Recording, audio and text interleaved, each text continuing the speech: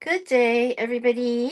This is Yin Yang in California with Morsels of a Thought number 1849. I am readjusting everything right now. I'm trying to get the right angle and the lighting good. It is currently 5:10 a.m. Pacific Standard Time. We're in Standard Time for a short few more weeks, and then after that we turn back into daylight saving, which I wish they would choose one or the other and simply go with it because it's getting annoying to have to readjust your whole body and I have every symptom of insomnia because of the um morning number 1849.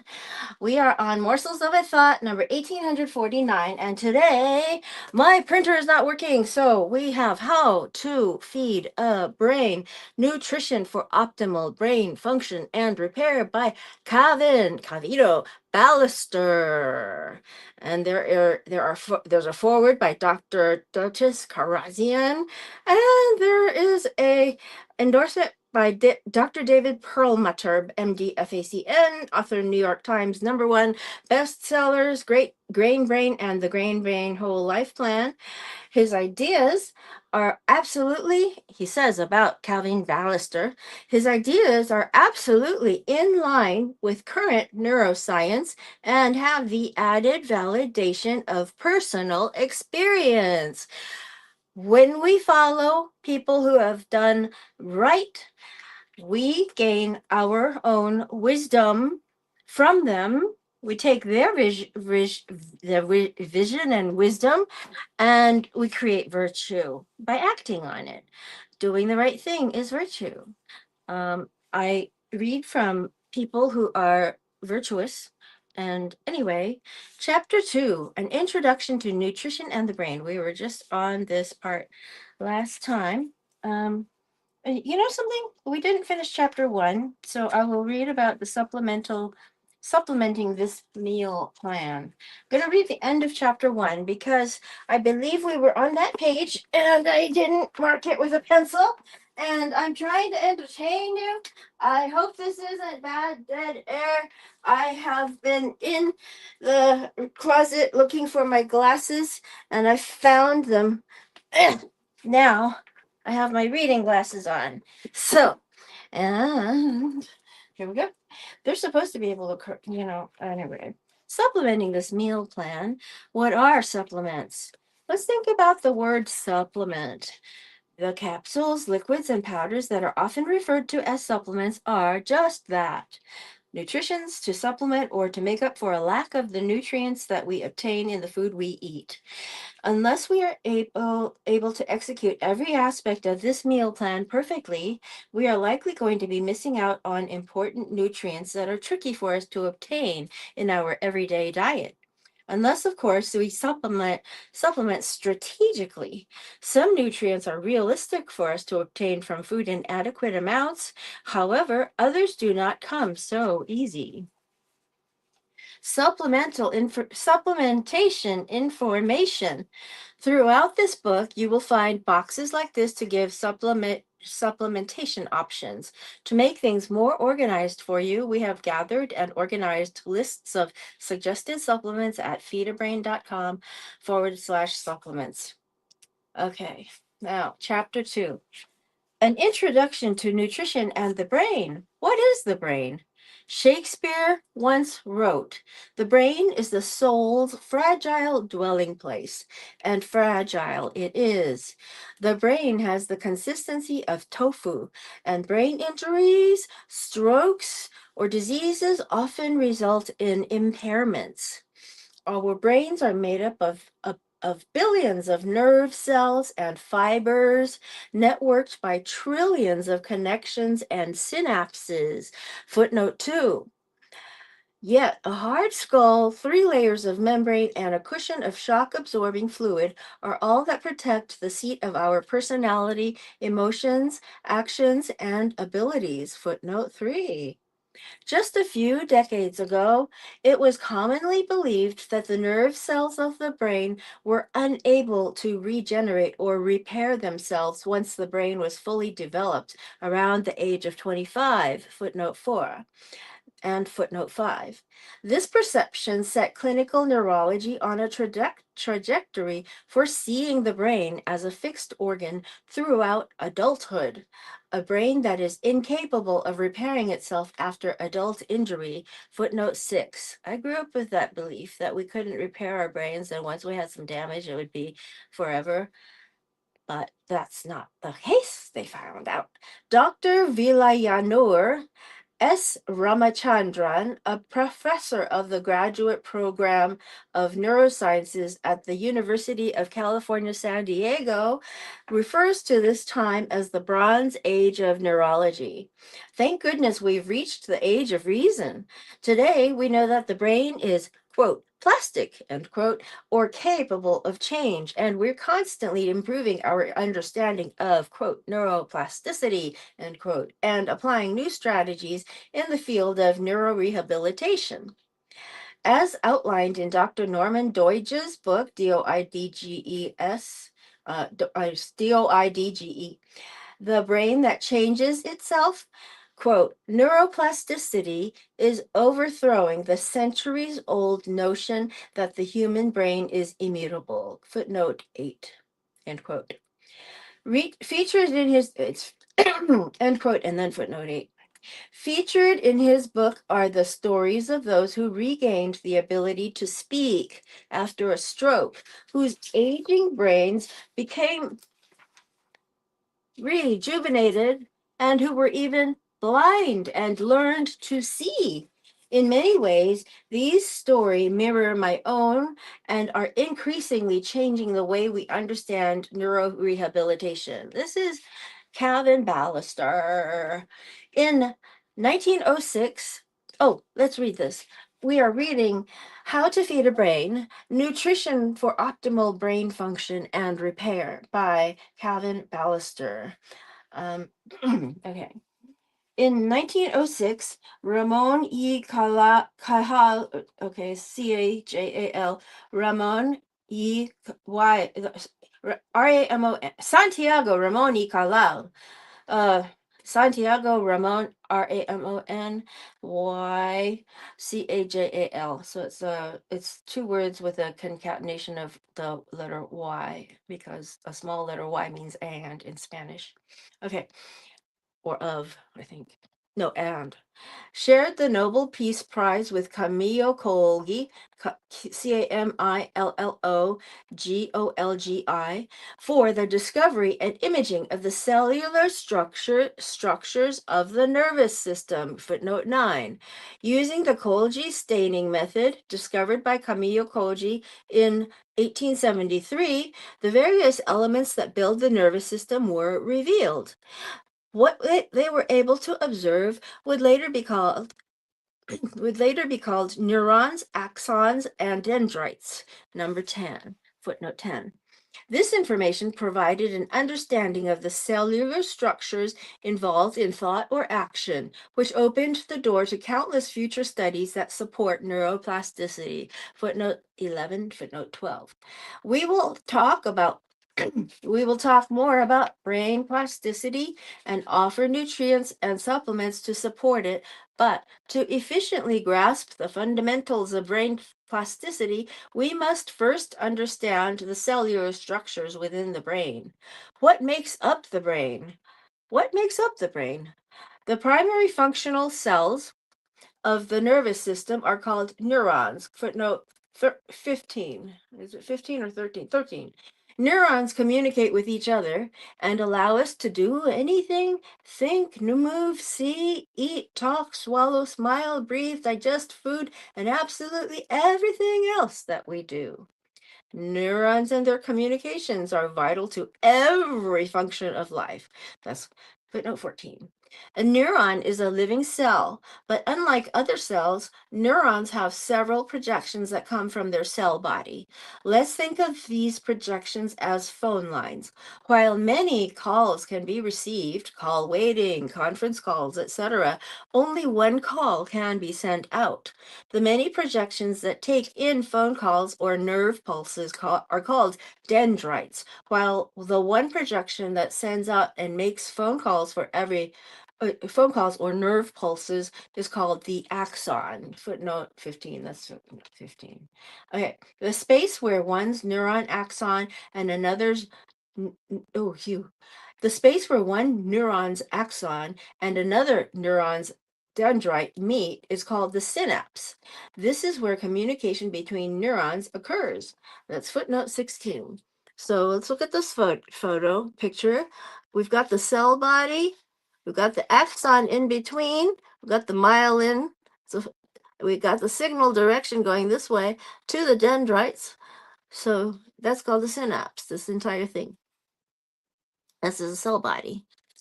Okay, this neuronal communication is extremely efficient because of a fatty white substance called myelin. You see that myelin over here. Myelin is a sheath that wraps around axons to increase the speed of a signal from one neuron to the next. While this conductive sheath is used to efficiently transmit signals, in order for the signals to fire, energy is needed. And this energy ultimately comes from fuel. Remember yesterday we were discussing fuel from the other book? Now, in this book, Cavin Balaster says, how is the brain fueled? Imagine a living cell as a vehicle with an engine that is always running. By weight, the majority of the fuel that the engine requires comes from the food we eat. I'm going to say that again because it was this understanding that was the most important lesson I made in my recovery and my entire outlook on health. Cells need the right fuel to function properly, and cellular fuel comes from food. That's footnote 18. The means by which the brain and body are fueled and repaired is known as metabolism. And metabolism is the most important way for us to support the cells in the brain. Footnote 19. When we eat food, drink water, and breathe air, biochemical reactions occur in the brain and body so that we can generate energy, grow, and heal.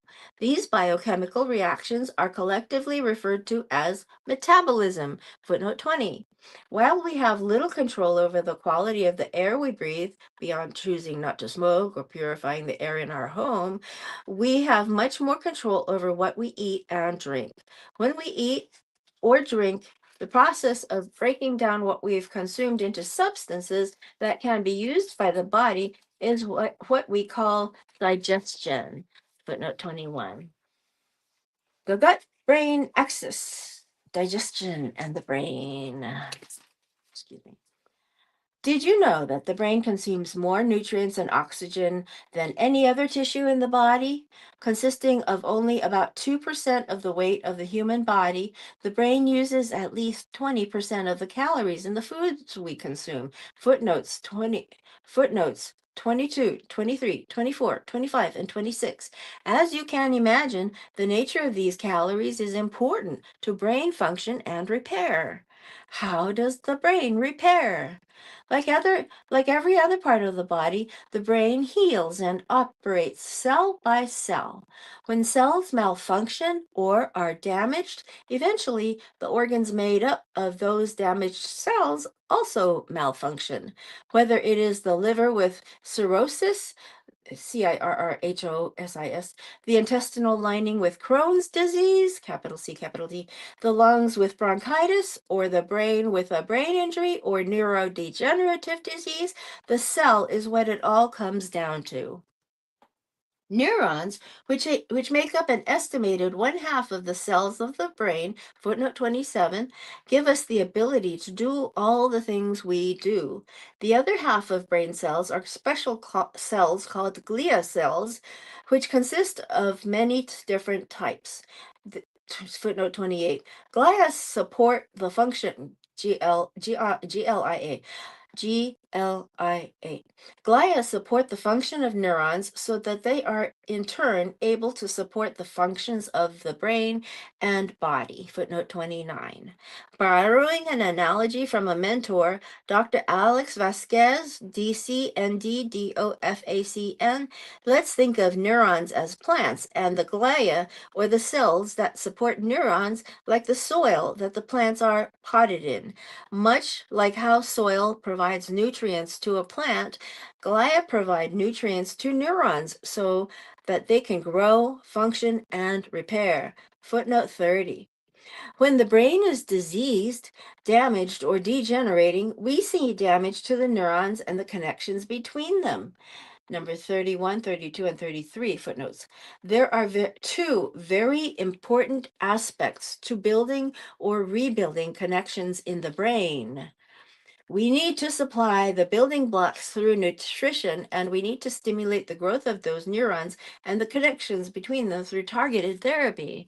Now, in this program, I want to bring more virtue in the world by knowing the right things to do. And these people are wise, and they give us morsels of a thought of wisdom from other people. So we learn through their experiences and their synopses that they write down, so we can have more know the right things to do and do them, so we get virtue. Yay.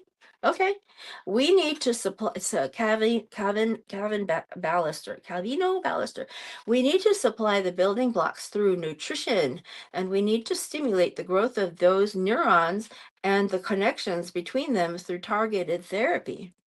I think of building new pathways in the brain like building a bridge, doing therapy, and putting in the work to stimulate the growth of neuronal pathways is like enlisting skilled workers to build a bridge. Providing the brain and body with the right nourishment is like supplying those workers with adequate tools and resources.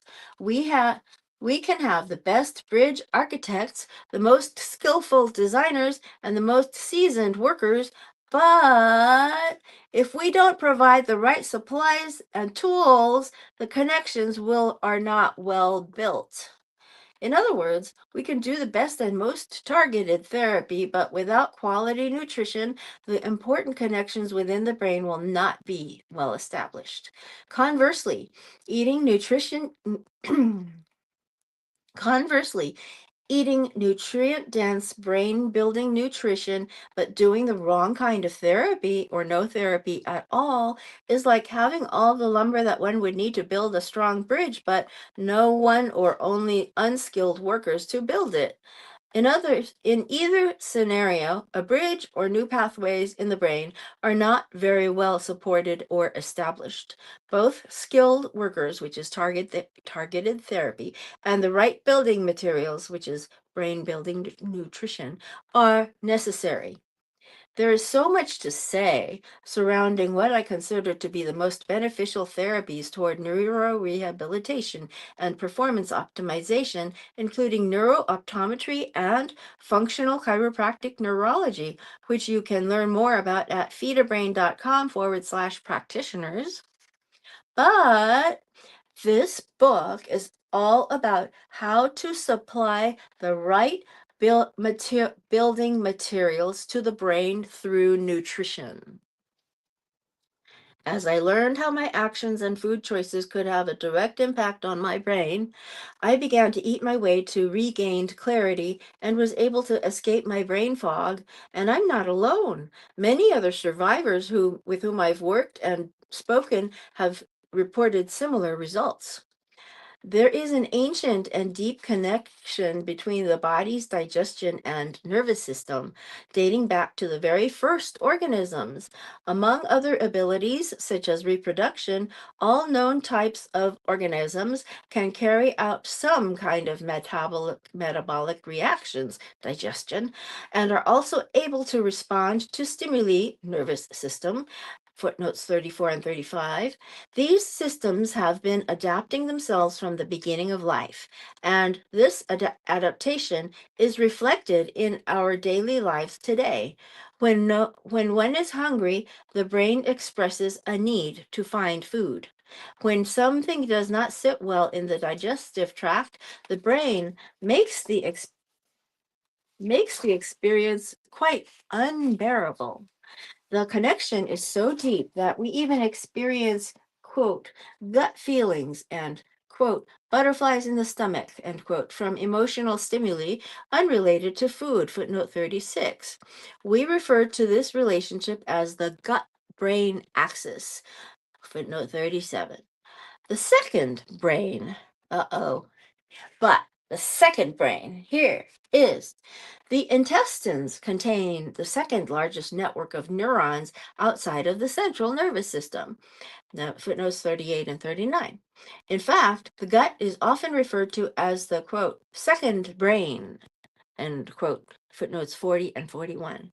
Did you know that serotonin, a well-known neurotransmitter in the brain that is said to control everything from appetite, sleep, memory, learning, and temperature regulation to mood, behavior, cardiovascular function, muscle contraction, endocrine regulation, and depression, is found in two main locations of the human body, the brain and the gut? Footnote 42. Melatonin, a neurotransmitter associated primarily with sleep-wake cycles, is also found in these two locations, footnotes 43 and 44. The gut is a concentrated area for those neurotransmitters. In fact, about 90% of the body's total serotonin and at least 70% of its melatonin is found in the gut. Footnotes 45, 46, and 47. This gut brain connection is undeniable, which is empowering because there are self actionable protocols for healing our digestion that may be the most powerful tools that we can use to optimize our health and function. Okay, so we shall continue in this book with what can go wrong and what is leaky gut next week, as well as the rest of the chapter, which has, write a few more pages too. More subtitles, more subtitles. What is it? Brain energy and mitochondrial function. What is ATP? And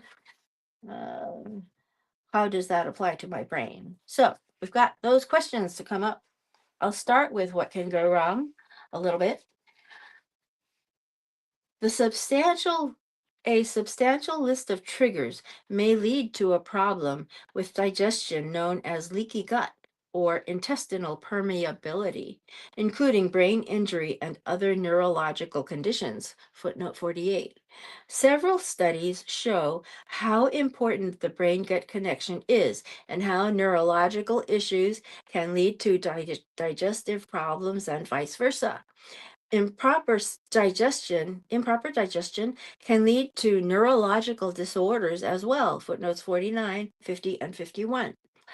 This means that leaky gut contributes to brain problems and brain problems contribute to leaky gut. It's a vicious cycle that gets worse and worse if not properly addressed. Okay, so we will continue with that next week. And we are reading How to Feed a Brain, Chapter 2, Nutrition for Optimal Brain Function and Repair by Cavin Balaster, Mr. Cavino. He is, I don't know where he is online, so I won't say, but I am going to be talking with him later this afternoon. So I will talk to you again later. It will be fun. And actually, taking the action is virtue. So eating nutrition as well as taking care of your brain is also a form of virtue. Who could have thought? Who would have thought, right?